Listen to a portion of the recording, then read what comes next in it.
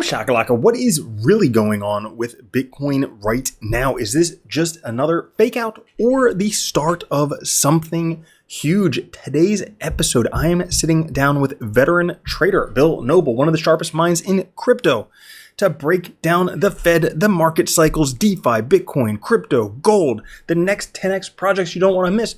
Buckle up. This one's going to blow your mind. Stay tuned. Bill, what is up, man? Good to see you. It's been a long time. It has, and it's very good to see you. It's a good time for the grown-ups to get together and talk about crypto. Yeah, I'm actually really excited about this because we only ever really chat when exciting things are happening. And right now, people are kind of panicking. Yeah, people are messed up. It's somewhat understandable. Mm-hmm. They never got the cycle. They never got to buy 12 altcoins and watch it 10x. Yeah. The market's not like that anymore. It's probably never going to be like that, where just any random coin can pump. Mm-hmm. All right. Well, I think pump.fun kind of destroyed that. Mm-hmm. I don't want to blame anybody specifically, but well, yes. You know, meme coins probably damaged the proverbial reputation of the market and the psyche. That's the bad news. The good news is I think that there are going to be concentrated plays inside of crypto where like a new Magnificent Seven will develop. Oh, and we're going to get into that later on in this episode after we get through all of our fun banter and to make people watch the whole thing. Right. So don't go anywhere for that. Yeah, we're not just pretty faces. We got some brains too. Yeah. Well, Absolutely. It's interesting you talk about this altcoin thing because really it felt like in March of last year, so this is 2025, in March of 2024, there was like an alt season, like a pump, like altcoins were going crazy. And that reminded me, but of course, like I just look back to my experience with crypto, that reminded me of like the summer rally in 2019. And people thought like things are taking off, this is it. And then it just cooled down until everybody just gave up on crypto. Right. Yes, I definitely remember that, right? Bitcoin was at 3K, it's over.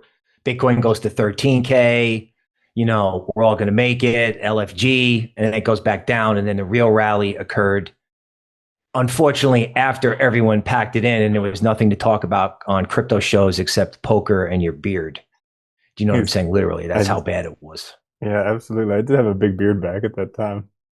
But yeah, you got a nice one right now.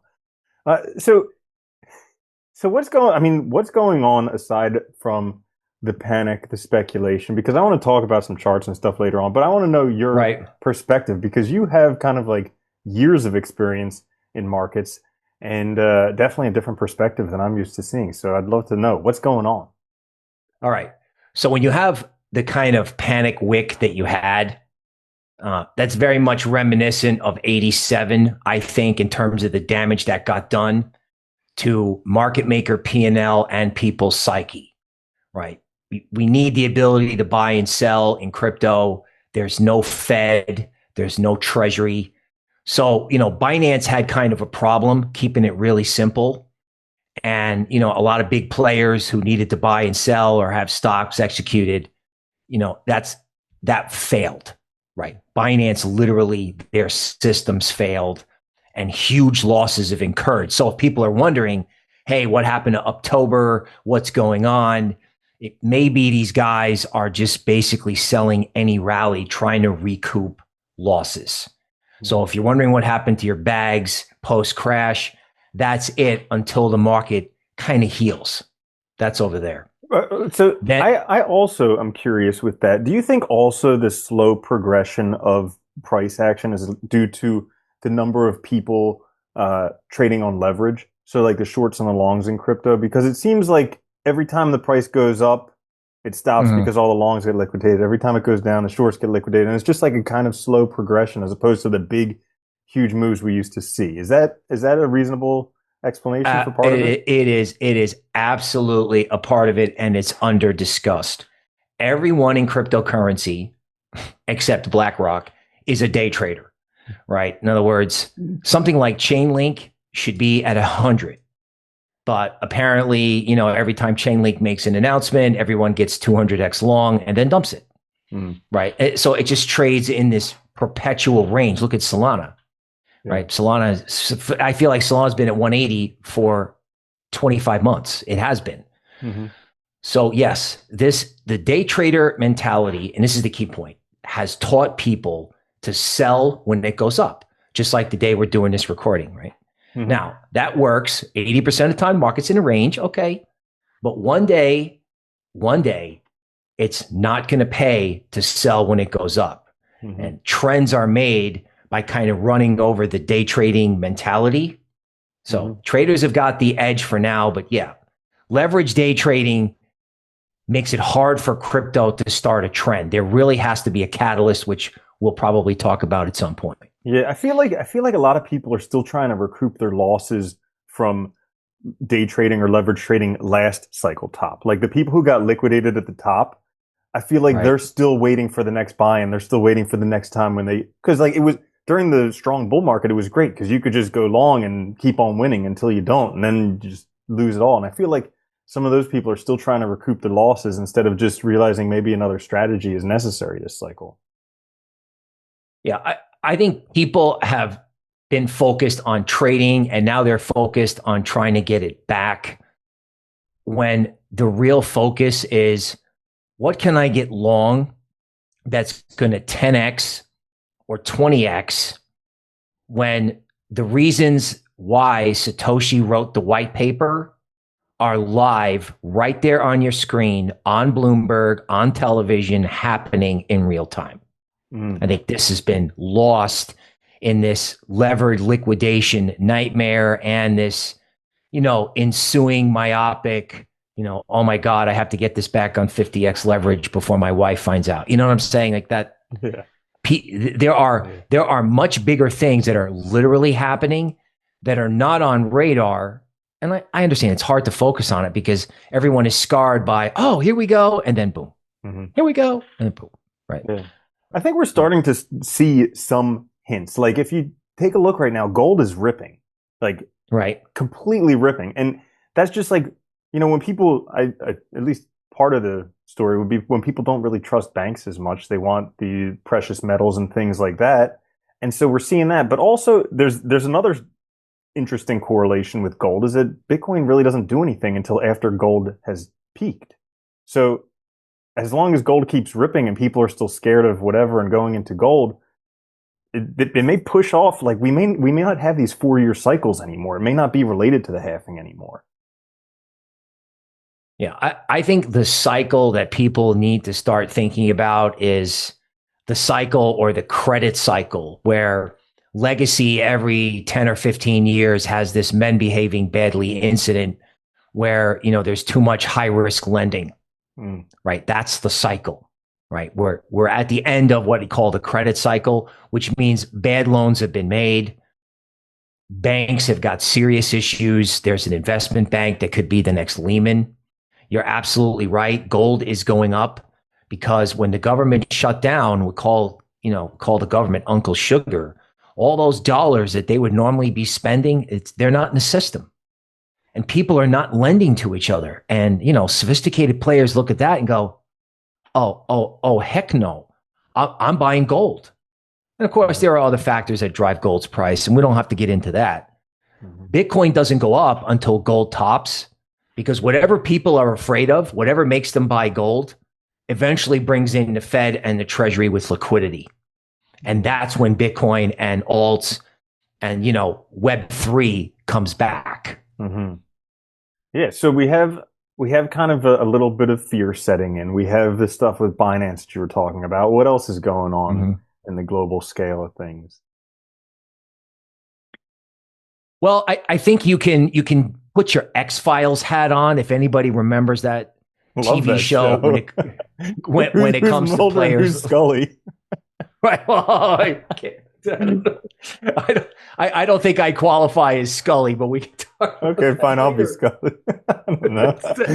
I mean, there is a situation where BlackRock and a lot of these players, like this proliferation of digital asset treasury companies, you can feel the crypto getting pulled up into corporations, publicly traded corporations, And who owns all of the publicly traded corporations? BlackRock, Vanguard, literally, they own all the stock in the world. So as ironically, like Tom Lee's Ethereum company is doing better than Ethereum. He buys Ethereum, his stock pumps, and Ethereum goes down 5%. So I get this sense that there's this massive accumulation going on beyond the Bitcoin ETF. They're literally trying to get as much crypto up into the equity system as they can. As a stabilization factor, you know, all the reasons we want to buy crypto are the reasons they want to buy crypto. And it's not past them to sit on the market, X-Files style. It's not past them to sit on the market, especially if there are other factors, and just make people so discouraged that they don't want to play anymore. That reminds me of a couple of things. So, like, first off, I remember back when Bitcoin was only in the tens of thousands of dollars. If you'll go back with me in those times, like Kiyosaki was the rich dad, poor dad guy. He was talking about how nobody will even consider Bitcoin a relevant asset until it's above $100,000. So, like, now, at least in my mind, it's kind of gotten into that territory where people are like, Bitcoin's a legitimate asset. But then also what you're talking about with Tom Lee's company, like the Ethereum stuff, reminds me a lot of MicroStrategy. And I was thinking about this too, because it's like MicroStrategy, basically their strategy is just buying Bitcoin. And so then people who buy MicroStrategy are really just buying it because it's an easier way to buy Bitcoin. And so it kind of like magnifies the Bitcoin. But then what happens? I mean, that kind of like, you really, really have to trust in Bitcoin at that point, because otherwise the whole company goes kaput. Right. I think Michael Saylor has the Bitcoin vision, but I think he may have, like I said, accidentally played into the hands of a BlackRock, because again, you know, all these securities that he issues, who owns all that? Insurance companies, BlackRock, right? Who owns his stock? All these players.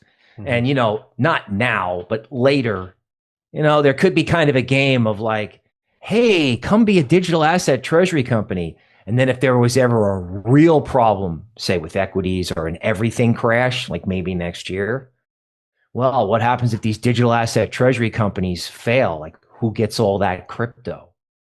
Oh, the guys who lent them the money to start the company. And who lent them the money to start the company? Oh, Wall Street investment banks. You know what I'm saying? It's kind of like some of that stuff's a little bit of a trap. Now, of course, we all are cheering for Michael Saylor, and he's got the right vision. I would love to see him take that company private. That's not discussed because he's so busy issuing securities to the public markets. But if Michael Saylor really wanted to complete the Bitcoin coup, he would take that company private and take all that Bitcoin that the legacy world thinks they own by owning his stock and going, pull it back out. Be like a private Bitcoin hedge fund. That's an interesting play. I do hope that Michael Saylor listens to this episode. Yeah, tweet him the video. I'm not sure. I'm not sure if he's one of the subscribers to the channel. He should be. Yeah, right? Yeah, so that's really interesting. So, here's another thing that I want to talk about. Where on earth are we in this cycle? Because I have my own kind of theories about where we are. And I think a lot of people are really confused, because if you look at it based on the halving, I mean, the top should be somewhere close if it's not in already. I mean, the simple Bitcoin strategy is buy 500 days before the halving, sell 500 days after. That's already saying be out of Bitcoin at this point.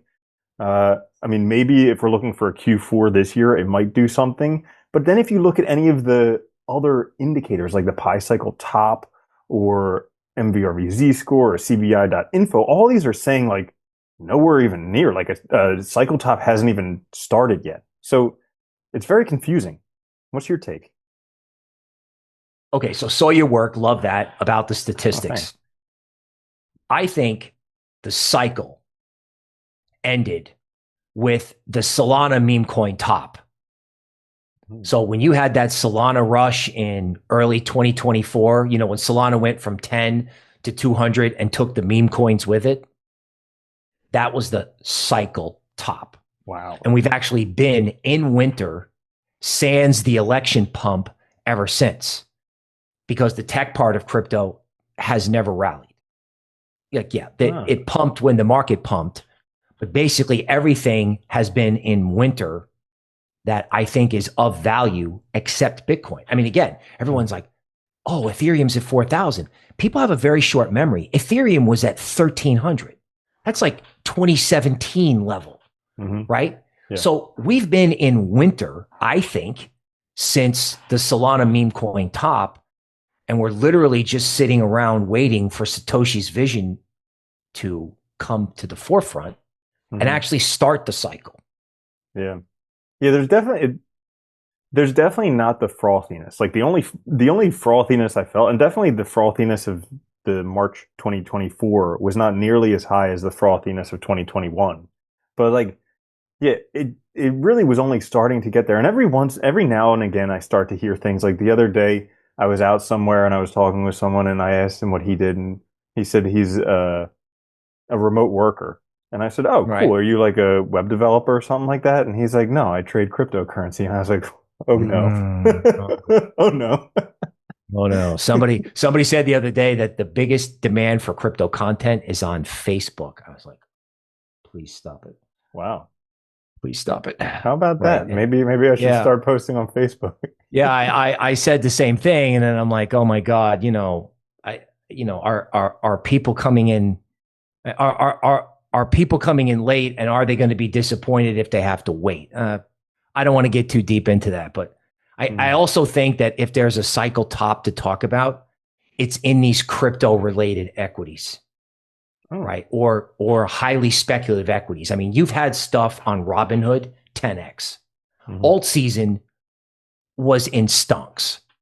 Okay. And when that all changes, like when everybody goes, maybe instead of buying crypto companies, we should actually buy crypto. Now, of course, that'll be an earth-shattering event in terms of the amount of volatility. But I can see a day where stonks go down, stay down, and then people go, oh, wait a minute. This whole crypto asset class, Web3, stable coins, DeFi, AWS was down the other day. What about decentralized technology?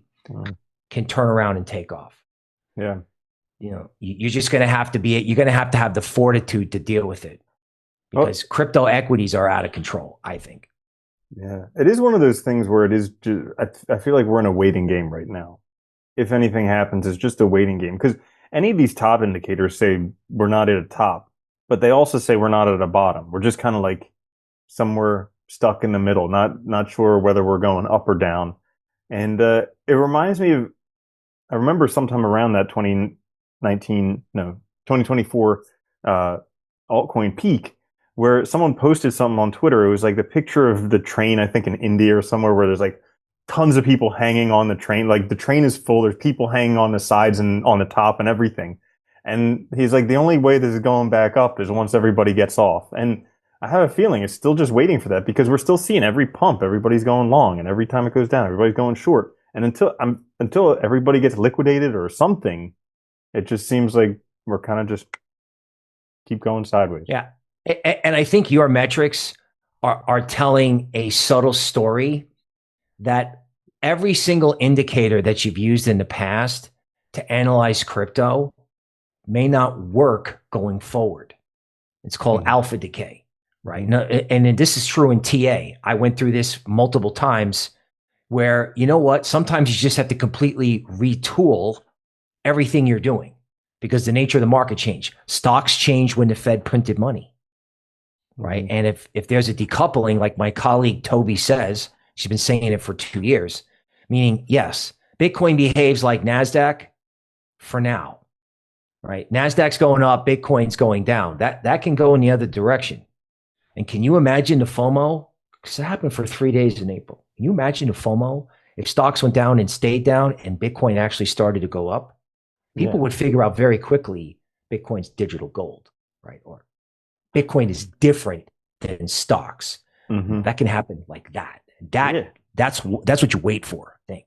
And I mean, it's scarcer than digital gold, because gold, the more they mine, the more there is. Bitcoin, there's literally, I mean, I remember back in the, I first got into Bitcoin when somebody told me, if you own one Bitcoin, you'll be set for life. And I was like, whoa, Bitcoin's like $2,000, $3,000. I mean, you could do that and be set for life, like that's pretty awesome.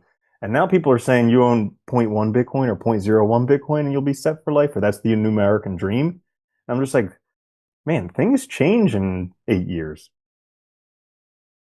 Right. I mean, when I started, Charlie Shrem told us at our little firm that he had that, if you could get Bitcoin under $10,000, you could be set. Mm-hmm. So, and there is this idea that, one day universal basic income could be a Satoshi. There's that futuristic vision. Mm-hmm. And there's also the idea, if you look at Zcash, that, you'll have Bitcoin, which will be like the Mona Lisa, the digital Mona Lisa. And then the Bitcoin forks, Zcash, Bitcoin Cash, can become transactional Bitcoin. So, there are a lot of ideas. Yes, that's true. Perhaps that if you've got one Bitcoin, you're set for life. Mm-hmm. I just would encourage everybody, whatever they told you 5 years ago, it could still be true. You still may want to stack as many sats as you like, but there's always a twist going forward. Mm-hmm. Right? There's always a twist. Zcash at 300, everyone's like, God, I wish I could go back to the day when Bitcoin was at 300. Okay, well, Zcash is at 276, and I don't see anyone interested yet. Yeah, exactly. And when Bitcoin goes back to not 300, when Bitcoin goes back to, 60,000, nobody's going to want to touch it with a 10-foot pole. That's the problem. Right. Of course, right. I mean, this is always the way it is, right? At 16,000, it was over for crypto, and that was on the front page of The Economist. And at $100,000, Charles Schwab is calling their clients going, listen, you really have to have this in your portfolio. I mean, it's human nature, right? Mm-hmm. Psychology follows price.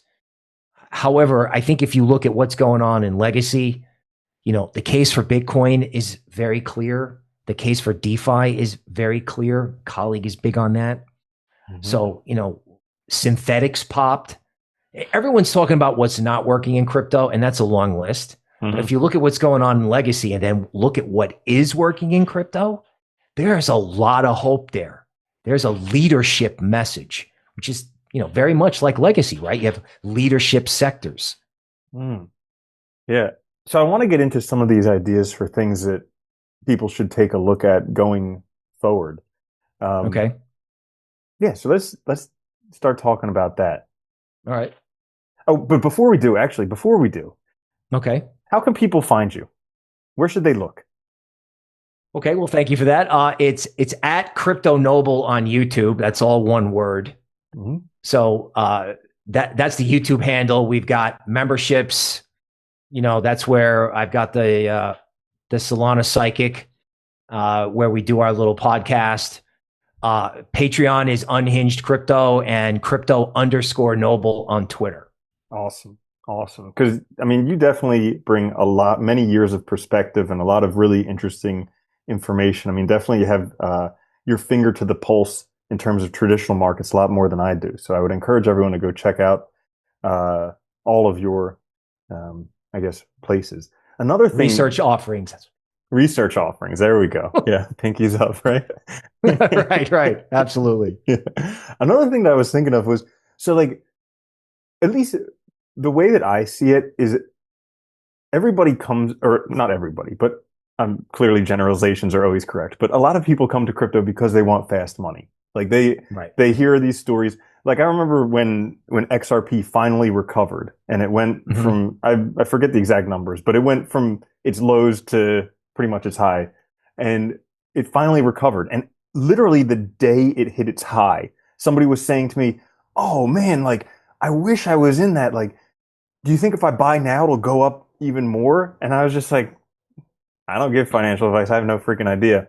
But it's one of those things where people see the big gains and it draws them to it because everybody wants to get rich fast. But it appears like most of the time with crypto, you get rich slow. Like I remember there's this YouTube video about the teenage Bitcoin millionaire or something like that. It was titled that, and the kid was talking about how, his grandma gave him a birthday check and he took it and he bought Bitcoin, and then 6 years later he became a millionaire, and everybody's like, oh, he's like 13 years old and he's a millionaire. And it's like, yeah, but what they miss out was 6 years later he was a millionaire. It's not an overnight thing. And I think that's where a lot of people get into trouble because they want the quick gains. And so because of that, they're going 20x long, 50x long, 100x long, everything. And that you just lose all of it. Like fluctuations in the market, if you're in spot, you can bear most of it. But like when you just get liquidated, it's brutal. Yeah. I mean, leverage is large players stealing your capital, right? It's like going to Vegas, unfortunately. Now, the reason people do that is because they don't want to wait. Because the most painful thing in crypto is waiting. Like, for example, XRP. People don't realize that XRP did go from 50 cents to $3 on a line. Okay. However, people forget that Solana 10x'd in the spring of 2024. And you know what XRP did? Nothing. So if you had an XRP bag, you watched Solana Moon, you watched Memes 100x, and you didn't participate at all. This gold rally that everybody's really enjoying right now and is missing out on allegedly, these guys waited 10 years, right? Or 15 years. Like the last top in gold was in 2011. Some kind of cup and handle form that took 10 years. I know guys that sat and waited for 10 years, right? But you know, that's hard to do because how many times did crypto pump in the last 10 years? They watched 2021. They watched BlackRock take it to 100K, right? So they waited. And not only did they wait, but frankly, it was painful. Like that's why you get paid for waiting. You know, one of Warren Buffett's colleagues said the money is not in the buying and the selling. The money is made in the waiting. Stan Druckenmiller, a famous hedge fund manager, never had a down year. Guy my age, he says, you know what we do all day at the office? We sit around, we read, we think, and we wait. And unfortunately, you know, that's what's going to be required. That's how you earn your money. Not it's easy to say, right? Here I am. You gotta wait. Yeah, no one likes to wait. Especially no one likes to wait when either your bags are going down or something that you don't own, don't understand, or can't buy is going up, which frequently is how it works. Yeah. It reminds me of one of these quotes that all a man's problems come from his inability to sit still and do nothing. And it's just like, yeah, hello. Right. It is so true. And it is so hard to tell people because, you know, that meme coin virus that got into the market, you know, I mean, yeah, that was a generational kind of move in those type of coins. Now, what will give people hope is that, you know, for example, the energy that takes some of these cryptos up, like all these cryptos went all the way up and all the way back down, memes, tech, everything. Gann says that the energy that it takes to go up, it doesn't go away. That energy that pumped all kinds of cryptos over the last 3 years, not going to go away. It comes back. But again, you have to wait, right? That energy is still out there. The energy to move crypto is there. Well, I think I agree with you. I think it's like yeah, it's just waiting there. It's like a Tinder or something like that for a fire. Because each time, yeah, I was thinking of the other Tinder when I was talking about that, but it's like Tinder for a fire, right? Swipe yeah, right. I just had to specify an actual fire building thing as opposed to all the people born after whatever year who that's the only Tinder they know. And so because if we go back to like the first time we were recording together, you know, not everybody knew about Bitcoin or cryptocurrency. Not everybody had heard about it, seen it in the news. I mean, we didn't have Michael Saylor back then. It was John McAfee, and he was doing a great job, but people thought he was a lunatic too. And so like people thought that Bitcoin was like the crazy play and they're like cryptocurrency. Yeah. So like it's changed very much. And so now, like you're talking about where the energy builds up with Gann, it's gotten to a point where everybody's kind of heard about something. They've met someone who it's worked out for. And maybe if they're not involved in it yet, the next time something happens, like, oh my God, the frothiness of the market is going to be overwhelming the next time it happens. Yeah. I mean, all these Coinbase accounts, you know, like I said, they're looking for Bitcoin on Facebook, right? Everyone's looking, but I don't think everyone is like, you know, hitting the green button. They're ready. They got access to the ETF.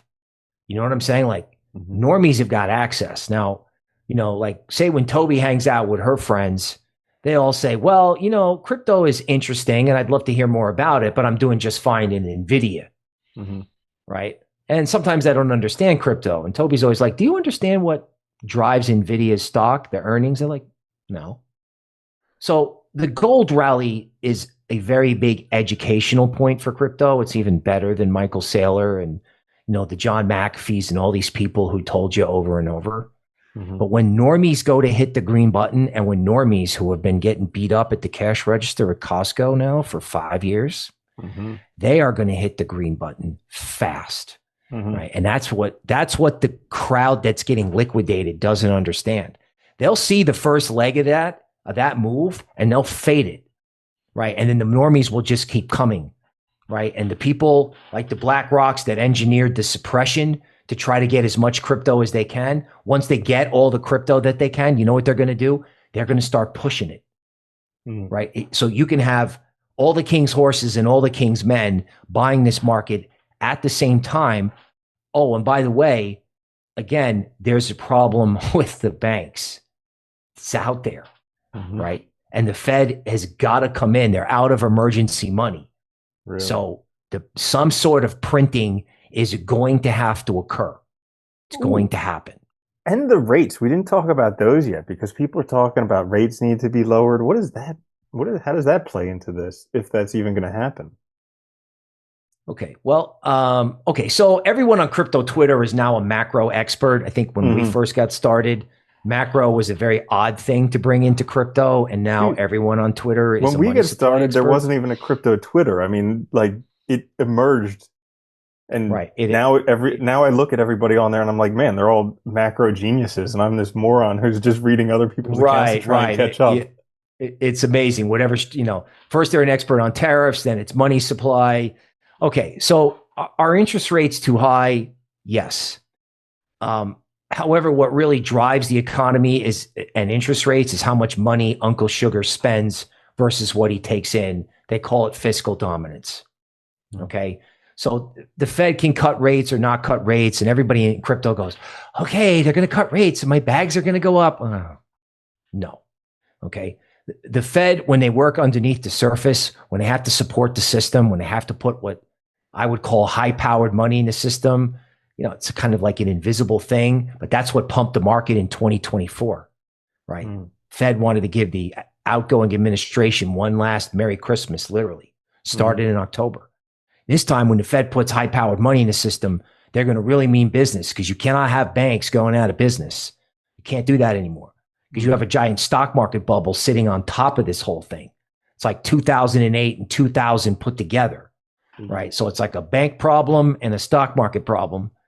And you can't have both of those going off at the same time. So as soon as it starts, or even before it starts, they're going to have to push a lot of money into the system. A lot. Wow. Right. So, that's coming. Right. But again, can you wait? And there's also, we're seeing this. Can you stomach the volatility? Right. In other words, your position's got to be a lot smaller if you're trading. And if you're in spot, you know what? Gann had a thing. Don't look at the market every day.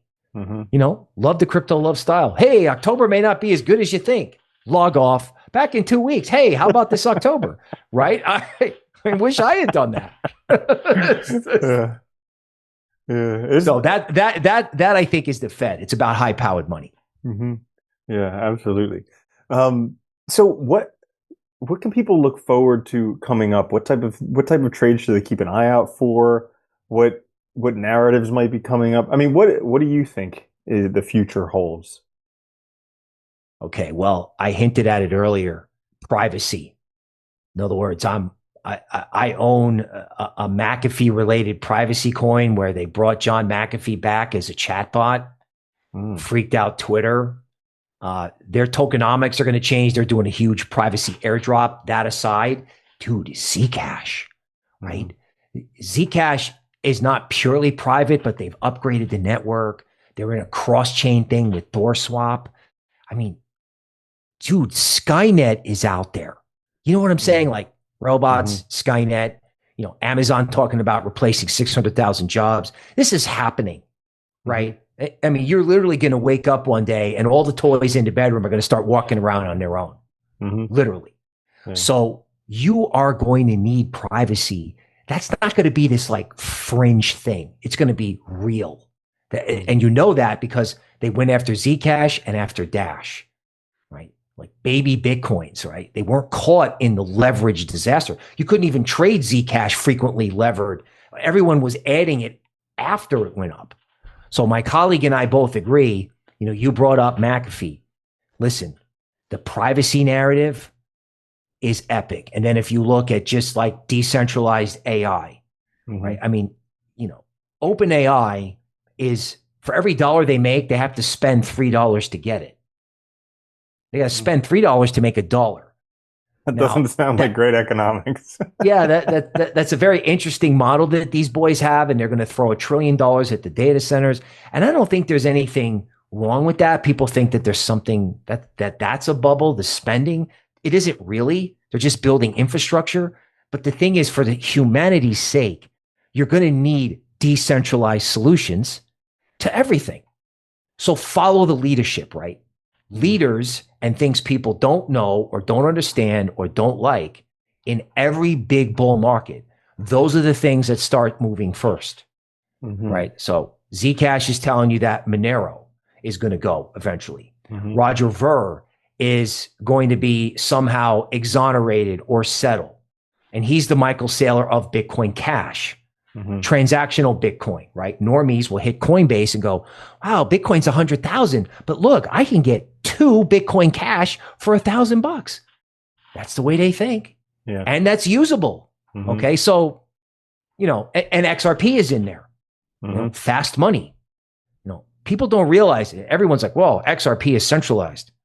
Okay. Well, XRP is a cryptocurrency backed by a company with 1,000 people. They already have a digital asset treasury company for XRP. It's called Ripple. So, that's not as ridiculous as it used to be that, Ripple, Ethereum, Solana, I mean, these companies are only worth like, these coins that, Ethereum's like 500 billion, right? XRP and Solana are like 150 billion. So what?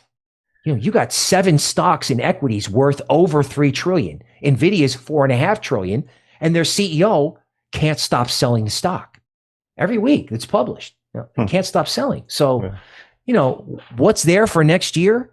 In many ways, Mr. Market's already telling you. Telling you. Okay, one last question from me. Yeah. What do you think about the size of the cryptocurrency market right now? Because it's only, what is it, $4 trillion ish, somewhere around that area? In terms of all the money that's out there in the world, because it still seems kind of minuscule, right? Or am I just looking from the wrong perspective? Randall, this is why you're the man. No one is asking this question. No one is asking, hey, can we look at the fact that all of cryptocurrency, is worth less than NVIDIA? NVIDIA is a chip company, right? We're talking about monetary systems, DeFi, everything is worth less than one company. And then just generally speaking, right? Like altcoins as a whole, like total 3, everything outside Bitcoin, Ethereum is less than $1 trillion. Like the fluctuation in gold, the day gold dropped 7%, like the change in gold's market cap was 1.5 trillion. Big instruments can change in one day more than all of crypto is worth. I used to work for a guy who used to talk about value investing. He said it on CNBC. The guy thought he was nuts. Value investing in crypto? Guys, crypto is so cheap relative to equities. So when they address that bubble, or, when the Fed has to come in and, they're like, well, we don't want to put our money in a bubble. What do we want to put our money in? Crypto becomes the logical choice. It's the only choice because it's just too cheap. It's just too cheap. Yeah, absolutely. Well, yeah, that is awesome. Anything else that we didn't cover that we should before we're done today? Because I feel like we kind of ran the gamut and covered a lot of really interesting stuff. Was there anything else? I think you have to be leery of people giving up. I think psychologically, you know, if you have to log off, right? Don't quit crypto, because here's the thing that people forget. Everyone's like, oh, it's going to be a God candle. Bitcoin's going to go to 250. What you don't realize is in order to power that kind of move, it's like you said with the train, everyone has to be out. Everyone has to be off the train, right? And how do you get everyone off the train? Despair, revulsion, losses, right? You know, you have to wait, right? But you also have to survive and not, you know, voluntarily jump into the mouth of a saber-toothed tiger, right? Yeah. It's like what you were talking about, quit. how after, it was after the 2018 rally, how Bitcoin was sitting at like 6,500 and then there was a 50% drop. Like that was right. What got everyone off the train. Yeah. So it's like something like that. Yeah, unfortunately, that's the way it goes. Right. These capital destruction events, yes, it hurts people's capital. Yes, people get wrecked, as they say. But the thing is, you may be able to make so much money doing spot, and this rally may already be on, right? Like Zcash could 10x from here. This is not investment advice, right? The high print, the original print in Zcash was like 3,200. If you go up to somebody and say, you know, there's a cryptocurrency out there that's moving that could 10x, they're too busy trying to get their money back. So just don't quit. Just don't quit. Yeah, it's a long-term game. Yeah, right. Absolutely. And you know, your monkey mind is your worst enemy. Without a doubt. So with that, Bill, I got to say, it's been a pleasure. I always love when we do these things because I learned so much. Everybody who watches the channel loves it too because you are freaking brilliant. So thanks for joining us again. Thank you, sir. And one more time, just let everybody know where they can find you. Sure. It's at Crypto Noble on YouTube. We have memberships. It's Crypto_Noble on Twitter. That's a good place to get the official links. Patreon is out there as well. You can get that on Twitter. So, you know, we definitely appreciate everybody watching the show. And Randall, thanks for having me on. Dude, my pleasure. Until the next time, I can't wait to see what happens in between. I'll see you later, Bill. Boom, shakalaka. If you don't think Bitcoin's going to $1 million a coin and then $10 million a coin, you're already a loser. From now on, if you don't own Bitcoin, you're a moron.